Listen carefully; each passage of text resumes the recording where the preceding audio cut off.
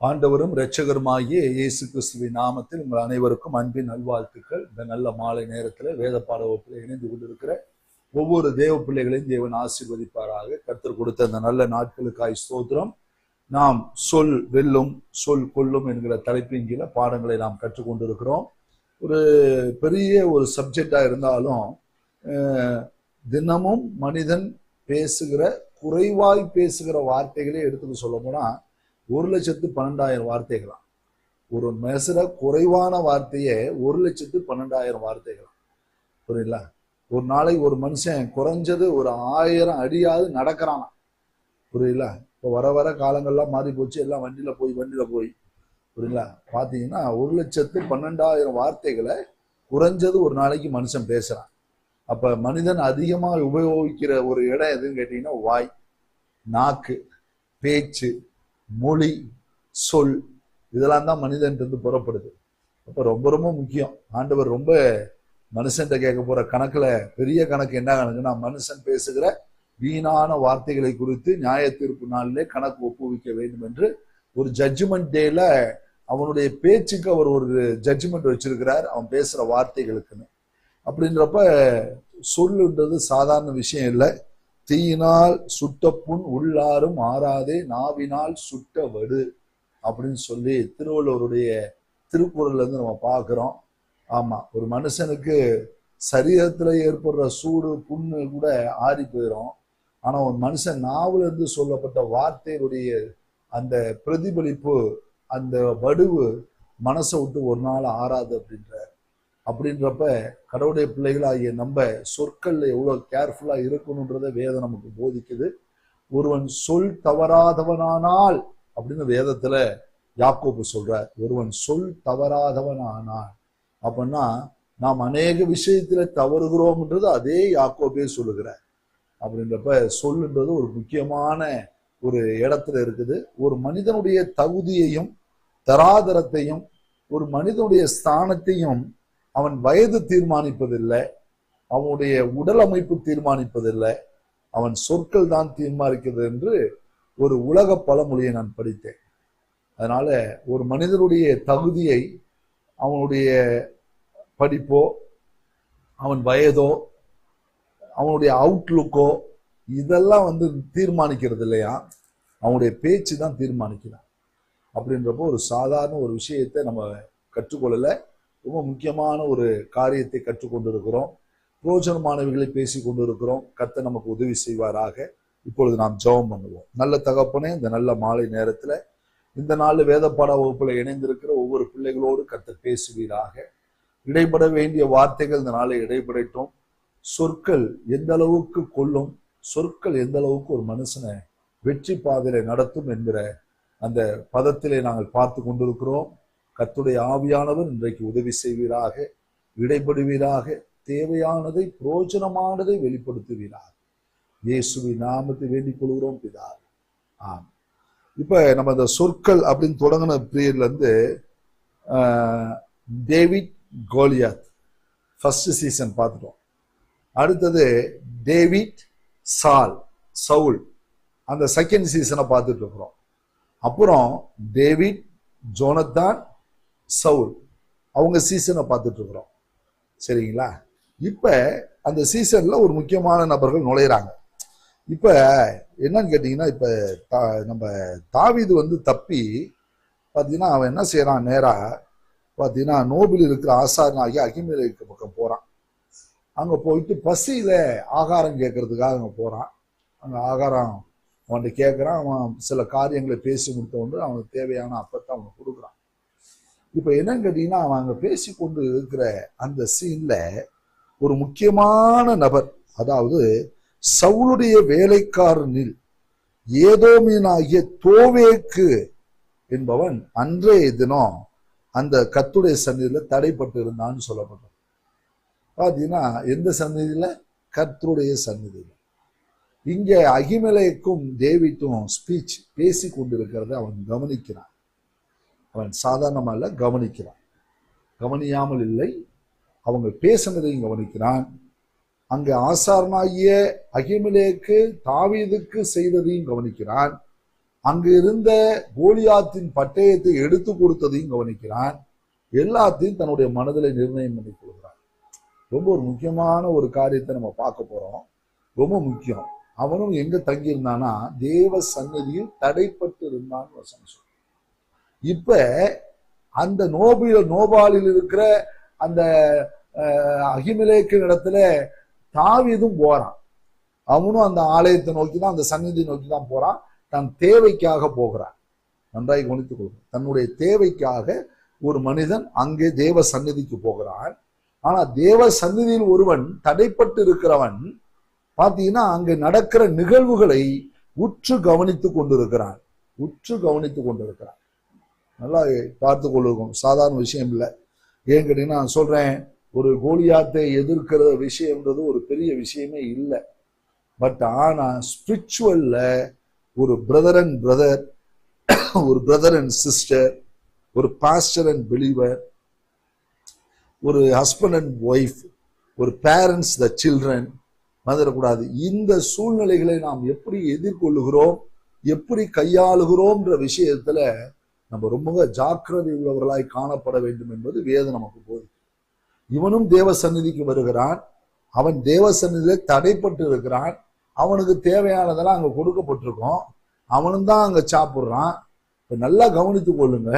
இப்ப அந்த தோவேக்கு என்கிற ஒரு மனுஷனால ஒரு பாவியாகிய மனுஷன் மிகுந்த நன்மையை கெடுப்பான்னு சொல்ற மாதிரி, அந்த ஒரு மனுஷனுடைய புறங்கூறுதல், அந்த ஒரு மனுஷனுடைய கோல் சொல்லுதல், புரியுங்களா? எவ்வளவு பெரிய 850 ஆசாரியர்களே அழைச்சிருச்சுங்க. ஆசாரியர்களே கொலை பண்றதுக்கு ஏவிச்சு. அவன் தான் கொலை பண்றான் கடைசியில. சாதாரண ஒரு விஷயத்தை நான் போதிக்கல. ரொம்ப ஒரு முக்கியமான ஒரு விஷயம். இன்றைக்கு சபையானது சாத்தானுடைய தந்திரத்தினாலே வஞ்சிக்கப்படுகிறது என்பது உண்மை. சாத்தான் தம்முடைய தந்திரத்தினாலே ஊழியரா இருக்கட்டும், விசுவாசிகளா இருக்கட்டும், எந்த விதத்தினாலும் மோசம் போக்கும்படி அவன் எழும்பி இருக்கிறது உண்மைதான். ஆனா அவனை பார்க்கிலும் விசுவாசிகளோ ஊழியர்களோ அவர்களே தங்கள் வாயினாலே மோசம் போக்கி கொள்கிறார்கள் என்பது பிரதான உண்மை. புறங்கூறுதலும் கோல் சொல்லுதலும் எங்கே இருக்குது, அங்க நாசமும் மோசம் தான் இருக்கும். வேற ஒண்ணுமே இருக்காது. நீங்க நல்லா வந்து அந்த புறங்கூறுகிற மனிதர்கள் மத்தியில நீங்க பாத்தீங்கன்னா அவங்களுடைய ஸ்டைல் ஆஃப் அப்ரோச்சஸ் வேற மாதிரி இருக்கும். வேற இடம். தோவைக்கிறவனும் தேவ சந்நிதிக்கு தான் வரான், இவனும் தேவ சந்நிதி தான் வரான். ரெண்டு பேருக்கு வித்தியாசமே இல்லை. ஆனா தோவேக்கினுடைய வார்த்தை சவுலை கோபம் கொள்ள வைத்து, சவுல் ஆட்களை ஏவி, அது யாரும் போகாததினால் சவுலின் வேலைக்காரர் தோவைக்கே எழும்பி ஆசாரியர்கள் அன்ற தினம் 850 பேருக்கு மேல எல்லாரையும் சங்கரித்து போட்டான் வசனம். ரொம்ப ஒரு முக்கியமான காலகட்டங்கள்ல நம்ம கடக்கிறோம். அப்ப நல்லா பாருங்க, சொல்லுங்க, தவளை தான் வாயால கெடுன்னு சொல்லுவாங்க. தவளை தனக்கு மழை பெஞ்சிருச்சுன்னா அதுக்கு ஒரு குஷி ஆயிருமா. அந்த குஷி ஆகும் பொழுது அது கத்துது பாத்தீங்களா, அது வந்து பாம்புக்கு ஒரு பெரிய வேட்டையை காமிக்கணும். அது போல ஆவிக்குரிய நிலையில் இருக்கிற ஒரு தேவ பிள்ளைகளோ தேவ ஊழியர்களோ எப்பொழுது புறங்கூறி திரிகிறார்களோ, எப்பொழுது கோல் சொல்லி திரிகிறார்களோ, அவர்களால் மற்றவர்கள் நாசம் அடைவதற்கு ஏதுவானது இருந்தாலும் ஆனால் அவர்கள் தான் பிரதானமாய் நாசம் அடைவார். அது ஒண்ணும் பண்ண முடியாது.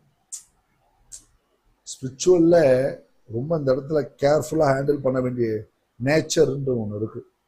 ரொம்ப முக்கியம். புரியல?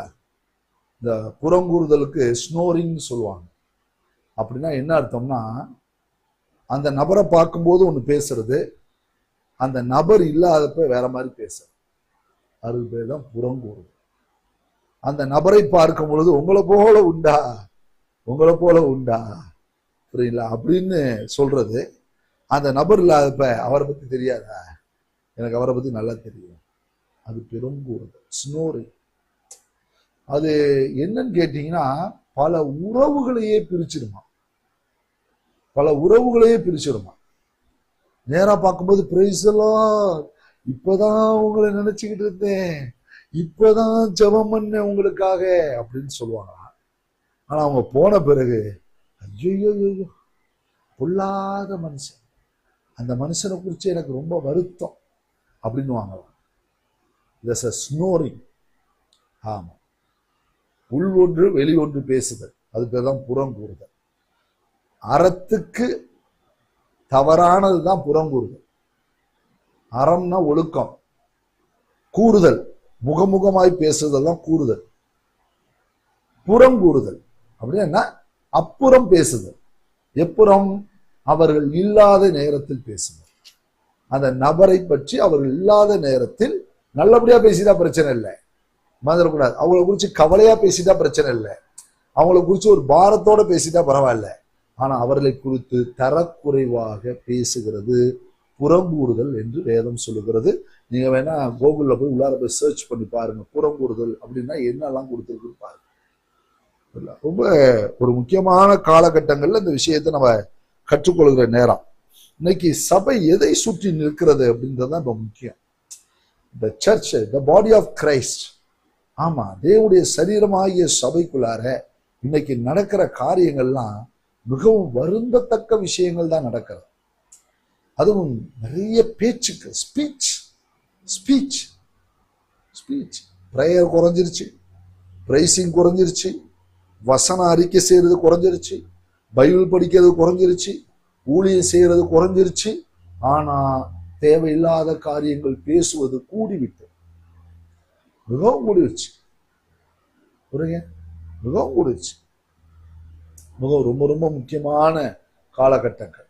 நீங்கள் சில பாரம்பரிய சபைகள் எல்லாம் இன்னைக்கு கவிழ்க்கப்பட்டதற்கும், ஏன் ஆவிக்குரிய சபையில இருந்த நிறைய மூத்த ஊழியர்கள் பின்வாங்கி போனதற்கும் இப்படிப்பட்ட நிறைய பேர் புறங்கூறுகிற மனிதர்களால தான் நிறைய தேவ மனிதர்களை தங்கள் ஊழிய பணியை இழந்திருக்கிறாங்க.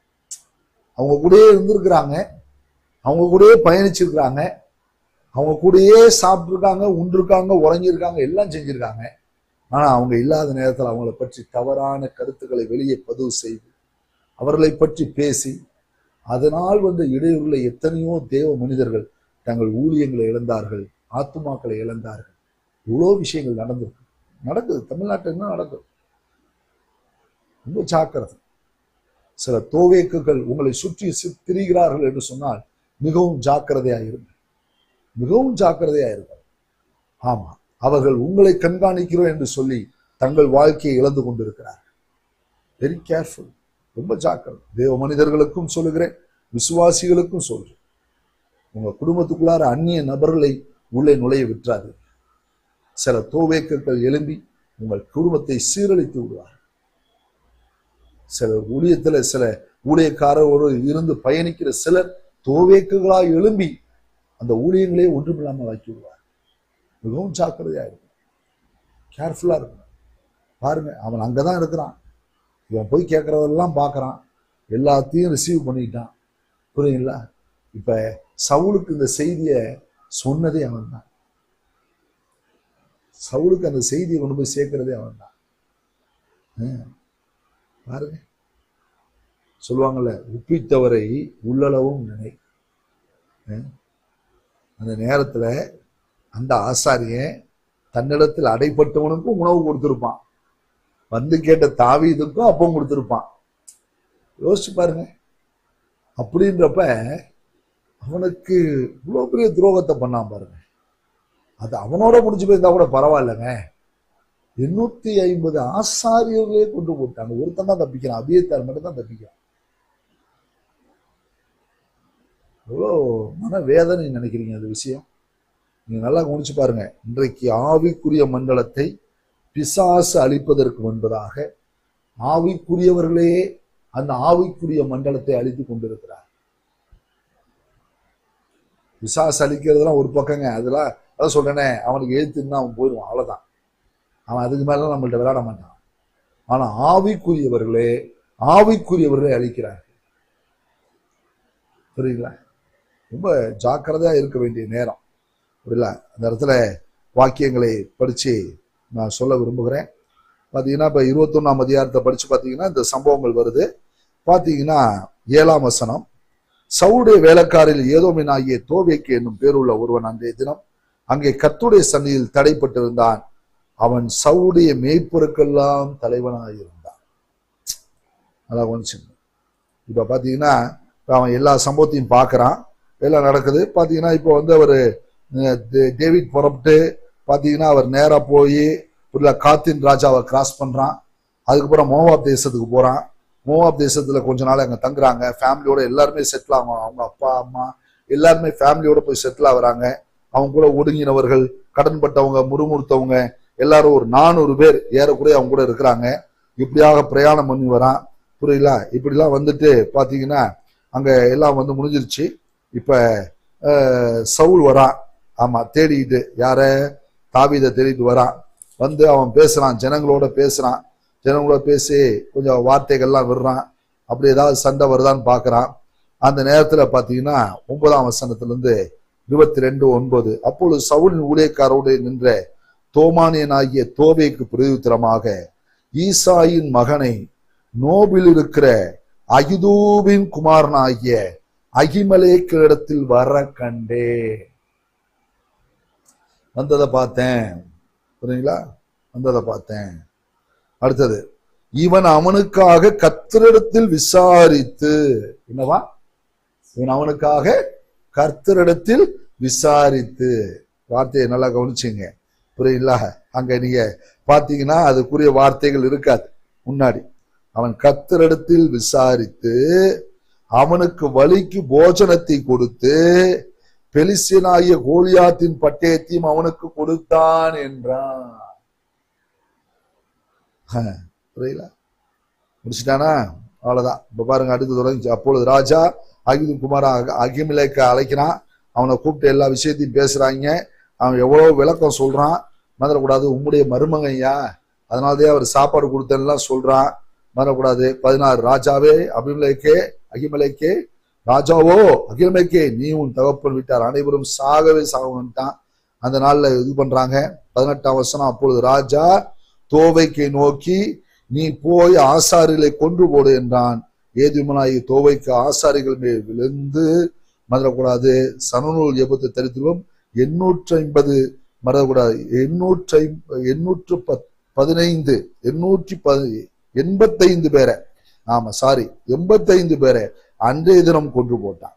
ஆமா, 85 ஆசாரில். அதோட விடலையா, கீழே ஆசாரில் பட்டணமாகிய நோபில் உள்ள புருஷரையும் ஸ்திரீகளையும் பிள்ளைகளையும் குழந்தைகளையும் மாடுகளையும் கழுதைகளையும், புரியுங்களா, ஆடு மாடுகளும் பட்டய கரைக்கினால் வெட்டி போட்டான். எல்லாரையும் கொண்டு போட்டான். முடிஞ்சு போச்சு. பாருங்க, இது மாதிரி நிறைய குடும்பங்கள் சீரழிந்ததையும் பார்த்திருக்கிறேன். நிறைய ஊழியங்கள் சின்னாபினமாய் போனதையும் நான் பார்த்திருக்கிறேன். மனதுக்கு வேதனையான விஷயம். நல்ல தலைவர்கள், நல்ல ஆளுமைகள், அவங்க கூட இருந்தவர்கள் சரியில்லை. சில தோவேக்குனாலே நல்ல தேவ மனிதர்கள், பிரபலமான தேவ மனிதர்கள், அவர்களாம் நிறைய ஊழியத்தில் நிறைய இழந்துட்டாங்க. வருந்தத்தக்க விஷயம். நல்ல ஊழியர்கள், நல்ல டேலண்டட் ஊழியர்கள், நல்ல ஃப்ரூட்ஃபுல் மினிஸ்டர்ஸ் கூட. அப்படிப்பட்ட தேவ மனிதர்கள்லாம் ஊழியர்களை இழந்த சரித்திரங்களை நாம் கேட்டிருக்கிறோம். இப்படி தேவ மனிதர்கள் சில தோவேக்குகள். அப்படின்றப்ப இந்த ஸ்னோரிங், இந்த புறங்கூறுதல் அப்படின்ற அந்த பகுதி பார்த்தீங்கன்னா, ஒரு எப்படி சொல்லுவாங்க, ஒரு ஒரு அழகு நிறைந்தவனுக்கு, அடக்கமானவனுக்கு, ஒழுக்கமானவனுக்கு இப்படிப்பட்ட விஷயங்கள் நடக்காது. ஒருத்தரை குறித்து நாம் வருத்தப்படுவது வேற. அவங்க இல்லை, அவங்களை பத்தி வருத்தப்படுவது வேற. இல்ல அவங்க செய்த செயல்கள் நமக்கு மன உளைச்சலா இருப்பது வேற. அதெல்லாம் நம்ம கடந்து அது வேற. ஆனால் அவங்கள பார்க்கும்போது ஒரு ஸ்பீச்சு, அவங்க இல்லாதப்போ ஒரு ஸ்பீச்சு, அவங்கள பார்க்கும்போது ஒரு காரியம், அவர்களை பற்றி மற்றவர்களோடு தவறான காரியம். இப்படி இருக்கிற இந்த ஸ்னோரிங் தான் புறங்கூடுதலாய் காணப்படுகிறது. இது மிக ஒரு அழிவான வித்து. ஆமா, வார்த்தையில ரொம்ப ஜாக்கிரதையா இல்ல. புறங்கூடுதலை விட்டு விடுங்கள்னே பவுல் எழுதுறார். வந்துடக்கூடாது, நீங்க புறங்கூடுதலை விட்டு விடுங்க வேணான்றாரு சபைக்கு எழுதும்போது. ஆமா, அந்த புறங்கூடுதலை விட்டு விடுங்கள், வேண்டாம். ஒருத்தரை பற்றி அடுத்தவரிடம் போய் நாம் நன்மையை பேசினால் பரவாயில்ல, அவதூறை பேசும் பொழுது நாம் தவறு செய்கிறோம்.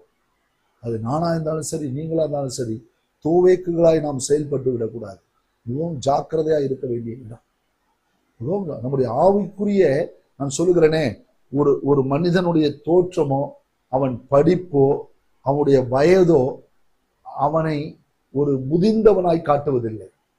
அதை உலகமும் ஏற்றுக்கொள்வதில்லை. அவன் பேசுகிற வார்த்தை வைத்துதான் அவன் முதிர்ச்சி அடைந்தவனா இல்லை முதிர்ச்சி இல்லாதவனாய் என்பதை தோற்றமளிக்கும். ரொம்ப ஜாக்கிரதையா இருக்கு. இந்த ஸ்பீச் ரொம்ப முக்கியம். நாம் எதை பேசுகிறோம், யாரிடத்தில் பேசுகிறோம், எதற்காக பேசுகிறோம். ஒருவரை பற்றி நாம் பேசுகிறோம் என்று சொன்னால் அந்த பேசுகிற விஷயத்தை பற்றி நாம் யாரிடம் பேசுகிறோமோ அதே அந்த நபரிடமும் பேசக்கூடியவர்களா இருக்கணும். மறந்துடக்கூடாது. புரியல? ஒருவரிடம் பேசுகிறோமோ அது அப்படியே அவங்கள்ட்டையும் பேசணும். ஒருத்தர்கிட்ட பேசுறீங்களா, அப்படியே அவங்கள வச்சுக்கிட்டே பேசணும், இல்லாமல் பேசக்கூடாது. ஆமா, மிகைப்படுத்தப்படுகிற எந்த வார்த்தையும் புறங்கூறுதல் தான். ஒருத்தரை தாழ்வாய் பேசுகிற எந்த வார்த்தையும் புறங்கூறுதல் தான். ஒருத்தரை அவதூறுவாய் பேசுகிற எல்லா வார்த்தையும் புறங்கூறுதல் தான். ஒருத்தர் மனதை புண்படுத்துகிற எந்த வார்த்தையா இருக்கட்டும் அது புறங்கூறுதான். ஜீசஸ் கிரைஸ்ட் பாருங்க, எந்த விஷயத்த ஸ்பீச் பேசினாலும் அந்த பர்சனோட வச்சுதான் நேரம் பேசலாம். அதனால்தான் அவருடைய வார்த்தைகளை குறிச்சு சேவர்கள் சொல்றாங்க, அவர் பேசினது போல ஒருவனும் ஒரு காலம் பேசினதில்லை. அவர் பேசினது போல ஒருவனும் ஒரு காலம் பேசினது. ரொம்ப ஜாக்கிரதை. ஒரு தோவேக்கு ஆசாரிய வம்சத்தையே அழிச்சிட்டானே. யோசிச்சு பாருங்க, அவங்க குழந்தைகள்ல இருந்து எல்லா அந்த லேவி பட்டணத்தையே அழிச்சிட்டானே. யோசிச்சு பாருங்க, எவ்வளவு பெரிய சீர்குலைச்சல். ஊழியம் செய்ய ஆசாரியன் இல்லையப்பா, ஏபோத்தை சுமக்க ஆசாரியன் இல்லையே, ஒருத்தர் மட்டும் தப்பித்து ஓடுறான் அபியத்தை.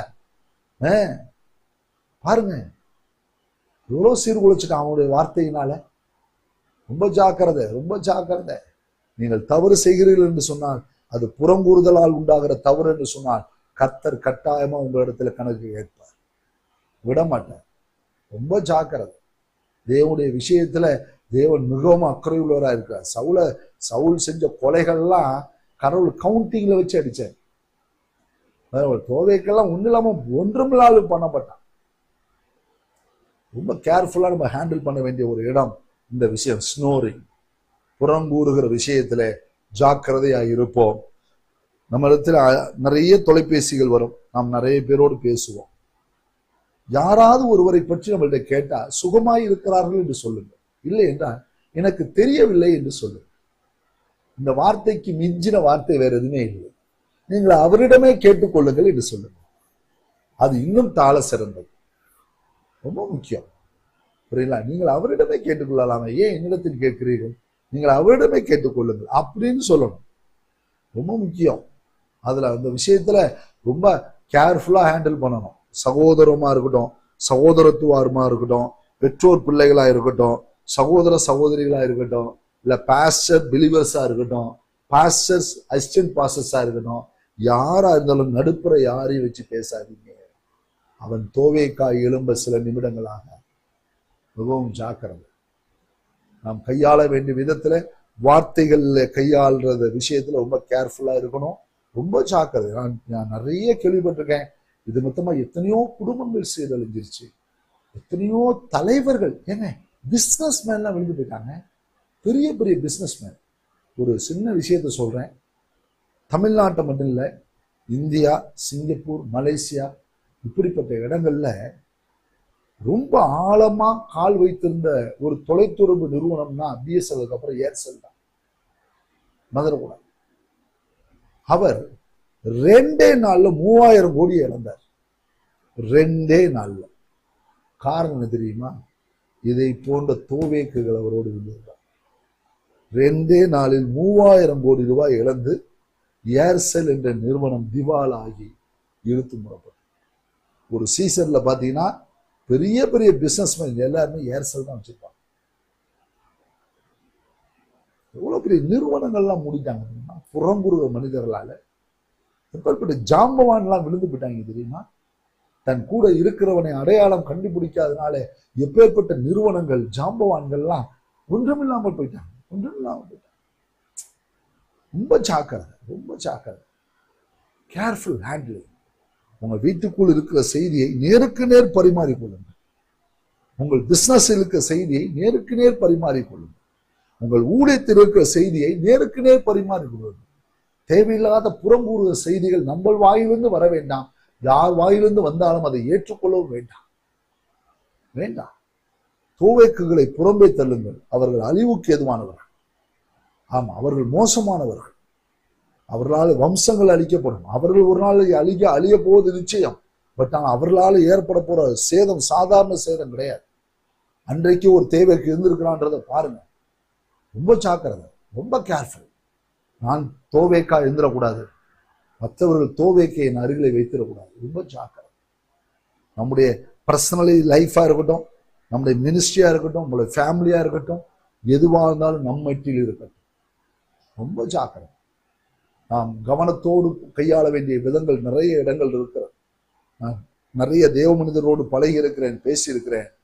நிறைய அவங்கள்ட்ட இருந்த சில அசிஸ்டன்ஸ்லாம் உண்மை உள்ளவர்களா இருந்தவர்களும் உண்டு, உண்மையற்றவர்களா இருந்தவர்களும் உண்டு. சமீபத்துல எனக்கு நெருக்கமான தம்பி இன்னைக்கு புகழான ஒரு இடத்துல இருக்காப்புல. தம்பி ஒரு நாள் என் கூட திடீர்னு பேசுறாப்புல, அண்ணே மாதிரி என்னுடைய எல்லா நிர்வாகத்தையும் பார்க்குற பையன் தானே, அண்ணே திடீர்னு ஓடிட்டானே அப்படின்னா. என்னடா தம்பி சொல்கிறாங்க? ஆமாண்ணே, எல்லாத்தையும் அக்கௌண்ட்ஸை பூரா எல்லாத்தையும் எடுத்துக்கிட்டு பணத்தெல்லாம் எடுத்துகிட்டு ஓடிட்டாங்க. என்னடா தம்பி அவ்வளோ மெயின்டெனன்ஸ் இல்லாமையா இருக்கிறாருண்ணே? ஐயோ, நான் ரொம்ப நம்பி கொடுத்துட்டேனே. ஆமாண்ணே, எல்லாமே எடுத்துகிட்டு போயிட்டாங்க, பல லட்சங்களை எடுத்துகிட்டு போயிட்டாங்க சொல்லிட்டு ரொம்ப வருத்தப்பட்டான். நான் அவனுக்காக எவ்வளோ தியாகம் பண்ணேனே, அவன் ரொம்ப ரொம்ப நம்பினேனே. ஆமாம், அப்படிலாம் சொல்லும்போது அந்த இடத்துல மனவேதனை. ஊழியம் ஒன்றாகலை, புரியல. பணம் குறைவுன்றது வேற. ஆனால் பாருங்க, ரொம்ப ஜாக்கிரதை. புறங்கூறுகள் ஒரு மோசமான ஒரு வைரஸ். அது என்னிடத்தில் வந்தாலும் உங்களிடத்தில் வந்தாலும் மிகவும் ஜாக்கிரதையாக நாம் கையாள வேண்டியது. ஒருவரை பற்றி சொல்வது தவறல்ல, ஒருவரை பற்றி புறங்கூறுவது. அவர்களை பார்க்கும்போது ஒரு பேச்சு பேசுறது, மற்ற அவங்களை நேரடியாக பார்க்கும்போது ஒரு பேச்சு பேசுறது மிக மிக தவறு. மிகவும் எச்சரிக்கையாய் கையாள வேண்டிய விதத்திலே நாம் இருக்கிறோம்.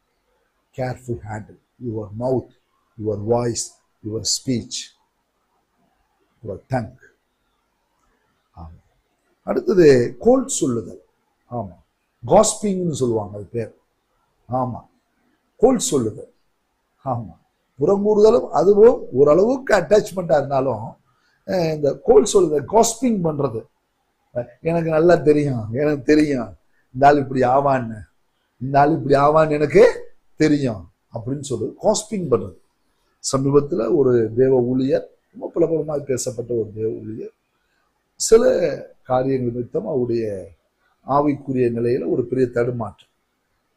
அந்த தடுமாற்றத்தை உலகம் பேசுனது கொஞ்சம் தான், ஆனா ஆவிக்குரிய மீடியா பேசுனது தான் ரொம்ப ரொம்ப பேசினாங்க. முகநூலில் பதிவிட்டவர்களும் அப்படிதான் பதிவிட்டார்கள், பிற நூலில் பதிவிட்டவர்களும் அப்படிதான் பதிவிட்டார்கள். பார்த்தீங்கன்னா சபையில இதை பற்றி பேசினவர்களாம் பேசி கொண்டிருந்தார்கள். ரொம்ப கஷ்டமா இருந்துச்சு, மனசுக்கு வேதனையா இருந்துச்சு. ஏன் வேதனையா இருந்துச்சுன்னா, அவன் நின்ற பொழுது சந்தோஷப்படாதவர்கள் அவன் விழுந்த போது சந்தோஷப்பட்டாங்க. அது மனதுக்கு எவ்வளவு வேதனை தெரியுமா? என்னங்க, ஒரு நல்லா தெரிஞ்சுங்க, அவர் God is a father of God. இப்ப அப்பா போயிட்டு இருக்கிறாரு, பிள்ளைகள்லாம் நடந்து போயிட்டு இருக்கிறாங்க. அதுல ஒரு பிள்ளை விழுந்துருச்சுன்றனால எல்லா பிள்ளையும் சிரிக்குது. எல்லா பிள்ளையும் என்ன செய்யுது? சிரிக்குது. ஆனா அப்பாவுடைய மனசு, என் பிள்ளை என்னதான் விழுந்துட்டான்னு வருத்தப்படுவாரா, இந்த பிள்ளைகளோட சேர்ந்து சிரிப்பாரா? சொல்லுங்க. இந்த பிள்ளைகளோட சேர்ந்து சிரிப்பாரா, இல்ல யோ என் பிள்ளை விழுந்துட்டான்னு கவலைப்படுவாரா? சொல்லுங்க. பாக்குறீங்கல்ல எவ்வளவு கவலைப்படுவா தெரியுமா? உங்க பிள்ளைங்க உங்க சித்தப்பா பெரியப்பா பிள்ளைகளோட விளையாடுது, போயிட்டு இருக்குது. அப்போ உங்க பிள்ளை விழுந்தோன்னு எல்லா பிள்ளையும் சிரிக்கும் போது நீங்களும் சிரிப்பீர்களா? நல்ல அந்த மனிதன், ஆவிக்குரிய நிலையில் இருந்த மனிதன், ஏதோ சில காரணங்களால ஒரு ஒரு இடையூறுகள், நம்ம அதை அந்த இடத்துக்கு போக வேணாம், அது தேவனாச்சு அவராச்சு. பட் ஆனா அதை குறித்து முகநூலிலே உலகம் பதிவிட்டதை காட்டிலும் ஆவிக்குரியவர்கள் பதிவிட்டது தான் அவ்வளவு அதிகம். அப்ப அதை எவ்வளவு புறஜாதிகள் படிப்பாங்க, எவ்வளவு பேர் அது. இது பேர் தான் காஸ்பிங். காஸ்பிங் கோட் சொல்லுங்க. புரியல, ரொம்ப ஜாக்கிரதை. அப்ப அந்த இடத்துல அந்த அந்த சீசனை பாக்குறப்ப நான் ரொம்ப வேதனைப்பட்டேன். இந்த சகோதரனுக்காக ஜெபம் பண்ணேன். ஆண்டவரே, புரியல, ஜெபம் பண்ணேன். ஆண்டவரே, என்ன சூழல் நமக்கு தெரியாது, ஆண்டவரே தூக்கி நிறுத்துங்கப்பா. இந்த மனுஷனால எவ்வளோ பேர் அந்த வரங்களை கொண்டு தொடப்பட்ட எத்தனையோ வாலிபர்கள் உண்டு. இப்பொழுது ஏதோ ஒரு இடையூறுகள், கர்த்தர் மறுபடியும் எழுந்தருளுங்க, ஒரு மனம் திரும்புதலை கொடுங்க, உங்களுடைய வெளிச்சத்தை கொடுங்க, நீங்க வழி நடத்துங்கப்பா அப்படின்னு சொல்லி நான் ஜெபம் பண்ணேன். நான் தான் சொல்றேனே, இந்த முகநூல்ல பதிவு பண்ணும்போது நான் சில நேரத்தை அவங்களுக்கே சொல்றேன், டோன்ட் சே காஸ்பிங் அப்படின்னே சொல்லியிருக்கேன். வேணாம் வேணாம், பேசாதீங்க, கோல் சொல்லாதீங்க, வேணாம், அவதூறு பேசுதல், அதெல்லாம் மிகவும் வருத்தமான ஒரு விஷயம். பரலோ தகப்ப என்ன நினைச்சிருப்பாரு, ஐயோ என் பிள்ளை விழுந்துட்டானேன்னு தூக்கி எடுக்க தான் பார்ப்பாரே தவிர அவர் நம்மளை போல சிரிக்க மாட்டார்ன்றதை நீங்க அறிஞ்சிருந்தீங்கன்னா, உங்களுக்கு தகப்பனை பற்றிய வெளிச்சம் இருந்துச்சுன்னா நீங்களும் என்ன செய்திருப்பீர்கள், அவரை தூக்கி விடுவதற்கு முயற்சி செய்திருப்பீர்களே தவிர அவரை காஸ்பிங் பண்ணிருக்க மாட்டீங்க. தப்பு அவர் மேல 1008 இருக்கட்டும், 1008 தவறுகள் இருக்கட்டும், அதனால இடையூறுகள் வந்திருக்கட்டும், அதனால தூஷணங்கள் வந்திருக்கட்டும், ஆனா தகப்பனுடைய எண்ணம் போல நம்ம எண்ணம் வந்திருக்கோம். அதான் முக்கியம், அதான் பிரதானம். இதுதான் காஸ்பிங், கோல் சொல்லுது. கோல் சொல்லுது. ஒருவனுடைய வளர்ச்சியை கண்டு, ஒருவனுடைய நல்ல நிலையை கண்டு, அவன் வாழ்வை கண்டு, அவன் செழிப்பை கண்டு, அவன் எப்ப விழமாட்டானா என்று பார்த்து கொண்டிருந்து அவன் விழுகிற நேரத்திலே கைகொட்டி சிரிக்கிறானே, அவன் தான் காஸ்பிங் பண்றான். அவன் தான் காஸ்பிங் பண்றான். ரொம்ப முக்கியமான இடம். தோவேக்கு உட்காந்தே இருக்கிறான். இப்ப சவுல் பேசிக்கிட்டு இருக்கிறான். அந்த டாக்குக்கு நான் வருகிறேன். பாத்தீங்கன்னா இப்ப சவுல் 22:7 படிக்கிறேன். சவுல் தன் அண்டையில் நிற்கிற தன் ஊழியக்காரரை பார்த்து, பெஞ்சமின் புத்திரரே கேளுங்கள், ஈசாயின் மகன் உங்கள் எல்லாருக்கும் வயல்களையும் திராட்சை தோட்டங்களையும் கொடுப்பானோ? உங்கள் எல்லாரையும் 1000க்கு அதிபதிகளும் 100க்கு அதிபதிகளுமாக வைப்பானோ? நீங்கள் எல்லாரும் எனக்கு விரோதமாக கட்டுப்பாடு பண்ணி கொண்டது என்ன? ஈசாயின் மகனுடனே என் குமாரன் உடன்படிக்கை பண்ணும்போது என் செவிக்கு அதை ஒருவனும் வெளிப்படுத்தவில்லை.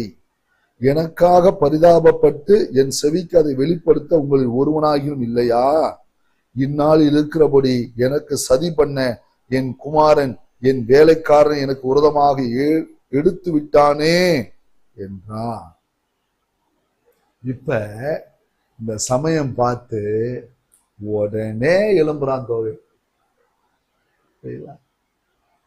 ஜாக்கிரதை, ரொம்ப காஸ்டிங் நம்மள்ட்ட இருக்கக்கூடாது. நல்லா வேணும், நல்லா வேணும். நான் எதிர்பார்த்தேன், இப்படி நடக்கும்ன்றதை நான் எதிர்பார்த்தேன். நல்லா வேணும், நல்லா வேணும். கர்த்தர் அடிச்சார். நான் ரொம்ப எதிர்பார்த்தேன். இதுக்காகவே ஜோமன்னு சொல்ற ஆள்லாம் இருக்குதுங்க. இதுக்காக ஜெபிக்கிற ஆள்லாம் இருக்குது. அவன் விழுவுறதுக்காக ஜெபிக்கிற ஆள்லாம் இருக்குது. பாத்துங்க, அது யார்கிட்ட ஜெபிப்பாங்க? பிசாசிட்ட ஜெபிப்பாங்க, தெய்வத்திட்ட ஜெபிக்க மாட்டாங்க.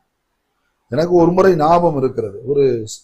ஒரு நாத்தனார் தன்னுடைய தம்பி மனைவி, ஒரே தம்பி, அந்த தம்பி மனைவி நல்லா வசதியான வீட்டு பிள்ளைகள். அந்த தம்பி மனைவி ஒரு முறை ஆக்சிடென்ட் ஆயிட்டாங்க. அந்த ஆக்சிடென்ட் ஆயிட்டோன்னே இந்த தகவல் கேட்டு சொந்தங்கள் பந்தங்கள்லாம் போறாங்க. அந்த பர்சனும் போறாங்க, போய் பார்க்குறாங்க, கூட இருக்கிறாங்க, அவங்களுக்கு வேண்டியதெல்லாம் செஞ்சு கொடுத்துட்டு வீட்டுக்கு வராங்க. வந்து தான் கணவர்கிட்ட சொல்றாங்க, கர்த்தர் என் ஜெபத்தை கேட்டாருப்பா அப்படின்றாங்க. கணவருக்கு ஒண்ணுமே புரியல. என்ன ஜெபம் பண்ண? ஆண்டவரே அவளை தொடுங்க, அவ ஒரு தடவை விழுந்தா திருந்தணும் ஆண்டவரே அப்படின்னு சொல்லி ஜெபிச்சேன் அப்படின்னு சொல்லி தான் கணவர்கிட்ட சொல்றது. அந்த கணவர், நீ இப்படி ஜெபம் பண்ணியா? ஆமா பண்ண, எனக்கு மனசு ஆதங்களை. என்ன அழட்டிக்கிட்டான், கையில கவர்மெண்ட் வேலை இருக்கனால இந்த அழட்டு அழட்டினான். கடவுள் பாடம் கற்றுக் கொடுத்துட்டாரு அப்படின்னு சொன்னப்போ எனக்கு மன வேதனைனால அப்படி வேதனைப்பட்டேன். அந்த தகவலை என்னன்னா அவங்க கணவரை என்கிட்ட பரிமாற்றம் பண்ணி கொண்டார். என் மனைவி ஜெபத்தை கர்த்தர் கேட்டார். எனக்கு ரொம்ப வருத்தம், புரியல. எனக்கு சில பேர் வந்து சொல்லுவாங்க, நான் உபவாசம் போட்டு ஜெபிச்சேன், ஆண்டவர் அதை செஞ்சாரு, என் கண் கூடாவே அவன் அழியிறத பார்த்தேன் அப்படின்னு சொன்னா எல்லாம் இருக்குது. ஆமா, நான் நினைப்பேன் அவன் துன்மா இருக்கனா இவன் துன்மா இருக்கனான்னு தெரியல. அப்ப நீங்க நல்லா கவனித்துக் கொள்ளுங்க. நிறைய பேர் இந்த ஆவிக்குரிய மண்டலத்துல இப்படிப்பட்ட சில ஆளுகள் சுத்திட்டு இருக்காங்க. இந்த தோவைக்குகள் நிறைய சுத்திட்டு இருக்காங்க.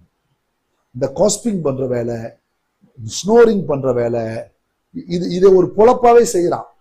பைபிள் படிக்கிறது இல்ல, ஜோம் பண்றது இல்ல, வசனத்தை அறிக்கை பண்றது இல்ல, தான் விசுவாச வாழ்க்கையை பார்க்கறது இல்ல, தான் குடும்பத்தின் பிள்ளைகளை பார்க்கறது இல்ல, தங்க சூழலை பார்க்கறது இல்ல. சொல்லுவாங்கல்ல, உன் கண்ணில் இருக்கிற உத்தரத்தை எடுத்து போடு, அப்புறம் உன் சகோதரங்கள்ல இருக்க துரும்ப எடுத்து போட வகை பார்ப்பாய். நன்றாய் கவனித்துக் கொள்ளுங்கள். மிகவும் மோசமான ஆவிக்குரிய மண்டலத்தில் வாழ்ந்து கொண்டிருக்கிறோம். எவன் எதிரி, எவன் விரோதி, எவன் துரோகி, எவன் நண்பன் என்றே தெரியாத ஒரு சூழலிலே நம்ம ஆவிக்குரியவர்கள் வாழ்ந்து கொண்டிருக்கிறார்கள். அந்த காலத்தில் இருக்க ஆவிக்குரியவர்கள், ஆவிக்குரியவன் சகலவற்றையும் நிதானித்தறிந்தான். மற்ற ஒருவனால அவனை புரிஞ்சுக்கவே முடியல. இப்ப இருக்கிற நிலை பார்த்தீங்கன்னா ஆவிக்குரியவர்கள் ஆவிக்குரிய மண்டலத்திலேயே இல்லை. மிகவும் வருத்தமான ஒரு விஷயம், வருந்தத்தக்க விஷயம். ஒரு போதகர் பார்த்தீங்கன்னா ரொம்ப பிடித்தது அவருக்கு பரோட்டா, கறி கறி அப்படின்னா மட்டன் ரொம்ப விரும்பி சாப்பிடுவாராம். பார்த்தீங்கன்னா அதுவும் அவர் சாப்பிட்ற நேரம் பார்த்தீங்கன்னா ஊழியர்லாம் முடிச்சுட்டு வந்து நைட்டு 12-1 மணிக்கு சாப்பிடுவார். பார்த்தீங்கன்னா அவருக்கு ஒரு பையன் போய் வாங்கிட்டு வந்து கொடுப்பானா. அப்போ சொல்லுவாரா, உனக்கும் சேர்த்து வாங்கி கொடுப்பா அப்படின்னு வாரான். வேணாம் பாஸ்டர், எனக்கு பிடிக்காதுன்னு வாங்க, எனக்கு பிடிக்காதுன்னு வாங்க. ஒரு முறை பாஸ்டர் அவனை அனுப்பி வைக்கிறாரு, அவன் போய் வாங்குறான். அப்ப அவங்க சர்ச்சில் இருக்க ஒரு பையன், என்னடா வந்திருக்கிற பாஸ்டருக்கு வாங்க வந்தேன் அப்படின்னு சொல்லிட்டு, ஆமா அவருக்கு வேற வேலையே இல்லைடா, எப்ப பாரு நைட்டு 12 மணிக்கு தான் புரோட்டாவும் கறி சாப்பிடுவாரு. சரிடா உன்னை சாப்பிட சொல்லுவாரான்னு கேட்டுருந்தான். அப்ப அவன் சொல்லுவான், ஐயா அப்படி ஒரு நல்ல மனசு அந்த ஆள் கிடையாதுடா, புரியுதா, நீ சாப்பிட்டியான்னு ஒரு நாள் கேட்டது இல்லைடா, முதல்ல கூடாது. அதனால நான் என்ன செய்வேன்னா சாப்பிட்டுட்டு தான்டா வாங்கிட்டு போவேன் அப்படின்ட்டு. என்னது, சாப்பிட்டு தான் வாங்கிட்டு போவேன். இந்த வார்த்தையை, அந்த தூது இருக்கு பார்த்தீங்களா, நான் போன வார்த்தை சொன்ன பார்த்தீங்களா, பட்சிகள் வந்து சொல்லணும். அது போல அந்த தூது போய் நேராக போய் பாஸ்டர் சொல்லிச்சு. உடனே பாஸ்டர் என்ன பண்ணார் பாருங்க, நல்ல மனுஷன், புரியுதா, நம்மளா இருந்தா நீ ஒன்றும் போக வேணாம் உட்காரு, புரியுதா, நானே வாங்கி சாப்பிட்டுக்கிறேன்னு இருப்போம். அந்த பாஸ்டர் என்ன பண்ணிருக்காரு, போய் தம்பி 2 பொட்டலம் பரோட்டா கறி வாங்கிட்டு வந்துட்டார். எதுக்கு பாஸ்டர், வாங்கிட்டு வாயா அப்படின்ட்டார்.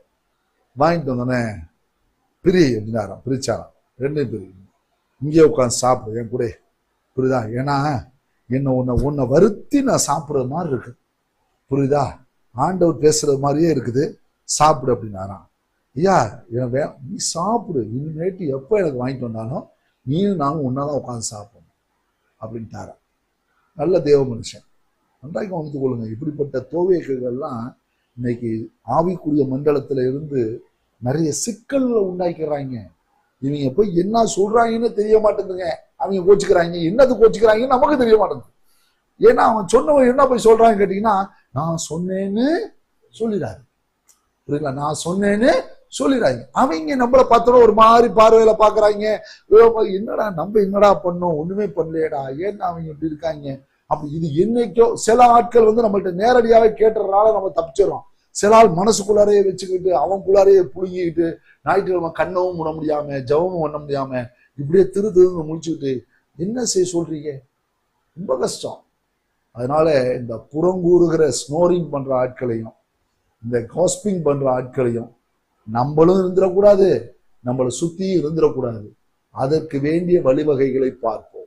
ஆவிக்குரியவன் சகலவற்றையும் நிதானி தருகிறான், மற்ற ஒருவனாலும் நிதானிக்க. இன்னொரு ஒரு விஷயம் சொல்றேன், ஒருத்தருடைய பர்சனல் லைஃப்லார டோன்ட் என்ட்ரி, அவங்களா இருக்கட்டும் அவங்க குடும்பமா இருக்கட்டும், அதுக்குள்ளார நம்ம நுழையவே கூடாது.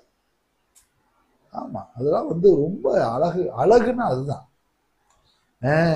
அவங்க பேசுறது அப்படியே அப்படியே நிக்கிறது, ஆனா அந்த காதுக்கு போயிடும். இது கேட்டே பழகி போச்சு இல்ல, புரியல, அதை கேட்கறது, அதை லிசன் பண்றது, அதெல்லாம் வந்து இட்ஸ் நாட் குட். புரியல? ஏன் நீ அப்படி கேட்கிறப்போ ஒரு நாள் உங்களையே பேசுற மாதிரி இருக்கும், அப்ப கஷ்டப்படுவீங்க. புரியல? பேசுற எல்லா வார்த்தையும் கவனியாதேன்னு தான் வசனம் சொல்லு. ரொம்ப ஜாக்கிரதை, ரொம்ப கேர்ஃபுல்லா இருக்கணும். நமக்கு தேவையா, நம்முடைய தேவை என்ன, நம்முடைய வேலை என்ன, நமக்கு கொடுக்கப்பட்ட வேலை, நம்முடைய தேவை, இதையெல்லாம் புரிந்து வாழ நமக்கு தெரியும். அந்த எல்லையை மீறக்கூடாது. புரியுங்களா? ரொம்ப ஜாக்கிரதை. அடுத்தவன் எல்லைக்குள்ளார புகுந்தும் வாழக்கூடாது. அடுத்தவன் எல்லையில சில பேர் பாருங்க பேசிக்கிட்டே இருப்பாங்க, நடுப்புற புகுந்து ஒருத்தன் பேசுவான் பாருங்க. புரியுங்களா? அவங்க ஏதோ முக்கியமான விஷயம் பேசிட்டு இருப்பாங்க, டபக்குன்னு புகுந்து பேசுவாங்க. இட்ஸ் ராங், தவறு தவறு. எனக்கு ஞாபகம் இருக்கு, என்னுடைய தகப்பனார் எங்க அம்மா அப்பா 2 பேரும் பேசிக்கிட்டு இருக்காங்க. எங்க அண்ணன் ஒருத்தர் தான் அந்த வேலையெல்லாம் பண்ணுவான். புரியுங்களா? பேசிக்கிட்டே இருக்காங்க. அவங்க பாருங்க, பெற்றோர் அந்த காலத்துல இருக்க பெற்றோர் பிள்ளைகளை வச்சு பேச மாட்டாங்க. தனியா வெளியே உட்காந்து எல்லாரும் தூங்கின பிறகுதான் பார்த்து பேசுவாங்க. வீட்டு காரியங்கள் மற்ற காரியங்கள்லாம் பார்த்தீங்கன்னா போய் நேராக போய் உட்காந்து எங்க அப்பா எந்திரிச்சு ஒரே அடி, பெரியவங்க பேசுறதுல உனக்கு என்னடா அட. ரொம்ப இப்ப வந்து பாத்தீங்கன்னா காலங்கள் மாறிச்சுன்னு சொல்லிட்டு எல்லாமே மாத்திட்டாங்க. இப்ப பெற்றோர் 2 பேர் பேச உட்காந்தாவே எல்லாம் வந்து சுத்தி உட்காந்து. புரியல? அது ரொம்ப கேவலமா இருக்கு. பெற்றோரா இருக்கட்டும், பிசினஸா இருக்கட்டும், மினிஸ்ட்ரியா இருக்கட்டும், நீங்கள் யாரோடு பேசுகிறீர்களோ அவர்களை மட்டும் வைத்து பேசு. மற்றவர்கள் இருக்கும்போது அவர்களிடத்தில் பேசாது. இன்னும் சொல்றேன், அவர்களிடத்தில் கூட பேசாது. வாய்ப்புகள் கிடைக்கும் அவர்களோடு பேசுவதற்கு, சம்பாஷிப்பதற்கு. ரொம்ப ஜாக்கிரதையா கையாளு. ஒரு தோவைக்கு ஆசாரிய வம்சத்தையே அழிப்பதற்கு காரணமாக இருந்தான் அவனுடைய புறம்புறுதல், அவனுடைய கோல் சொல்லுதல். மிகவும் ஜாக்கிரதை. இவ்வளவு பெரிய வம்சம். இத டேவிட் பதிவு செய்யும் போது ரொம்ப அழகா சொல்லுவார் பாருங்க. 21 சாமுவேல் 22 21 அபியத்தா தப்பிச்சு ஓடுறான். அவன் தாவீது இருக்கிற இடத்துக்கு போறான். அதுல பாத்தீங்கன்னா வார்த்தை வருது, சவுல் கர்த்தருடைய ஆசாரியர்களை கொண்டு போட்ட செய்தியை தாவீதுக்கு அறிவித்தான் அபியத்தார். 22 அப்பொழுது தாவீது அபியத்தாரை பார்த்து, ஏதோமியனாகிய தோவேக்கு அங்கே இருந்தபடினாலே அவன் எவ்விதத்திலும் சவுலுக்கு அதை அறிவிப்பான் என்று அன்றைய தினமே அறிந்திருந்தேன். என்ன அருமையான வார்த்தை பாருங்க. அவன் இருந்தப்பயே நினைச்சேன், நம்ம பேசி இந்த செய்தி லீக் ஆச்சு அப்படின்றப்பே நான் சுத்தி யாரும் இருக்க மாட்டாங்களே நினைச்சேன். ஆனா அன்றைய தினம் அந்த தோவேக்கு அங்க இருந்ததினாலே அவன் எவ்விதத்திலும், அந்த வார்த்தை ரொம்ப முக்கியம், எப்படியாவது என்ன செய்ய சொன்னாதான் அவனுக்கு என்ன வரும், தூக்கம் வரும். கட்டாயமா போஸ்டிங் கொடுத்துருப்பாங்க. புரியல? ஒரு போதகர் தனக்கு கார் டிரைவரா ஒரு பையனை வச்சிருந்தார். அந்த போதகர் இறந்துட்டார்.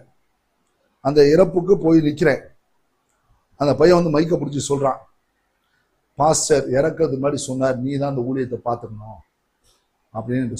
கீழே 3-4 பாஸ்டர் இருக்காங்க, நீ தான் ஹெட் பாஸ்டா இருந்து செயல்படணும் அப்படின்னு சொல்லியிருக்கிறார். கண்ணை மூடி அழுகுறான். எனக்கு குதிரையும் ரதமும் வீரருமா இருந்தவரே ஓன்னு அழுகுறான். அவன் மட்டும் தான் அழுதான், யாருமே அழுவல. நல்லா கவனிச்சிங்க. அவர் கூட டிரைவரா தான் வச்சிருந்தார். ஆனா அவன் போட்ட வேட்டு என்ன தெரியுமா? தலைமை போதகர். பாருங்க, அவன் எவ்விதத்திலும் என்னது எப்படியா தோவேக்குன்றது, ஐயோ ஒரு மோசமான காளான், ஃபங்கஸ் மாதிரி போல இருக்கு. ஆமா, ரொம்ப ஜாக்கிரதை. எவ்விதத்திலும் அவன் அறிவிப்பான் என்று அறிஞ்சிருந்தேன். இந்த மரணத்துக்கு நான் தான் காரணம்ன்றத தாவீது விட்டுக்கணும். அங்க பார்த்துட்டான். ஆஹா, ஏதோ அதை ஒண்ணும் பண்ண முடியாது. ஏன்னு கேட்டீங்கன்னா, அவன் அப்பத்தையும் வாங்கிட்டான், எல்லாம் வாங்கியாச்சு, பட்டயத்தையும் வாங்கிட்டான், அவன் படுத்திருக்கவனையும் பார்த்துட்டான். யோசிச்சு பாருங்க, முடிஞ்சு போச்சு. ரொம்ப ஜாக்கிரதை. ஒரு ஆசாரியத்துவமே, ஒரு ஜனக்கூட்டமே அழிஞ்சிருச்சு. சபையை பிசாசு இப்படிதான் சீர்குலைக்க பார்ப்பான். சில தோவேக்குகளை அனுப்பி ஏவி விடுவான். மதுரக்கூடாது, கோயில் சொல்ல வைப்பான், புறம்பூர வைப்பான். ஜாக்கிரதையாயிருக்கும். ரொம்ப கேர்ஃபுல்லா இருக்கும். குடும்ப விஷயமா இருக்கட்டும், சபை விஷயமா இருக்கட்டும், உங்க பிசினஸ் விஷயமா இருக்கட்டும், தோவேக்குகள் இருந்தால் புறம்பே தள்ளுங்க. அந்த புளித்த மாவை புறம்பே தள்ளுங்க. நீங்க கேர்ஃபுல்லா ஹேண்டில் பண்ணுங்க. அவர் உங்களுக்கு ஆபத்து என்பதை மறந்து விடாது. நான் என்னுடைய வாழ்க்கையில பார்த்திருக்கிறேன்.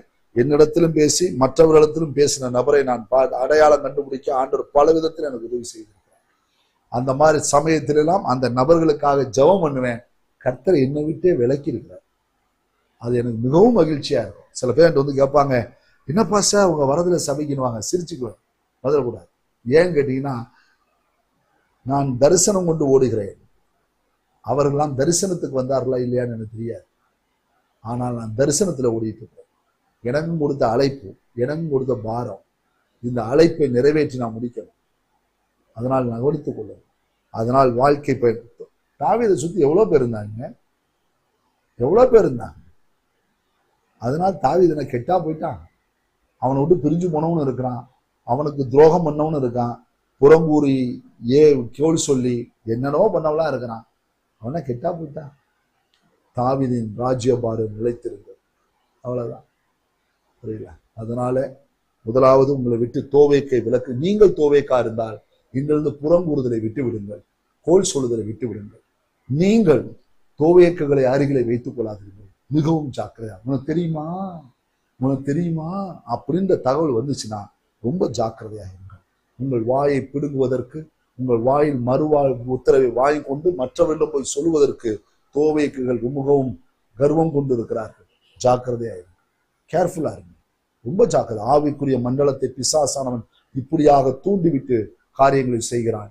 மிகவும் ஜாக்கிரதைப்படுங்க, ரொம்ப கேர்ஃபுல்லா இருங்க. உங்களை காத்துக்கொள்ளும், உங்கள் நாவை காத்துக்கொள்ளும், உங்கள் உதடுகளை காத்துக்கொள்ளும், எல்லா காவலோடு உங்கள் இருதயத்தை காத்துக்கொள்ளும். மிகவும் ஜாக்கிரதை. தாவீதை பாருங்க எவ்வளவு கேர்ஃபுல்லா ஹேண்டில் பண்றான். ரொம்ப முக்கியம். தயவு செய்து தோவேக்குகளை விலக்குங்கள், தூரப்படுத்துங்கள். நீங்கள் தோவேக்குகளாக செயல்படாதீர்கள்.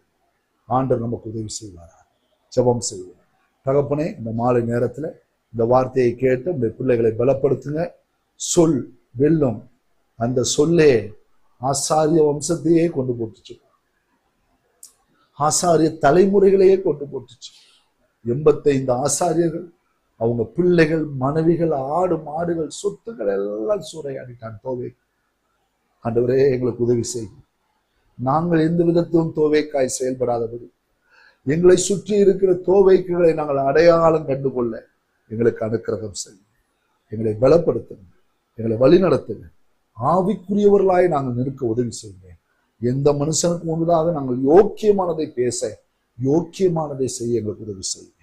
கிருபை காத்து வழி நடத்தட்டும். இயேசுவின் நாமத்தை வேண்டி ஜெபிக்கிறோம் பிதாவே, ஆமென். God bless you. கர்த்தர் உங்களை ஆசீர்வதிப்பாராக.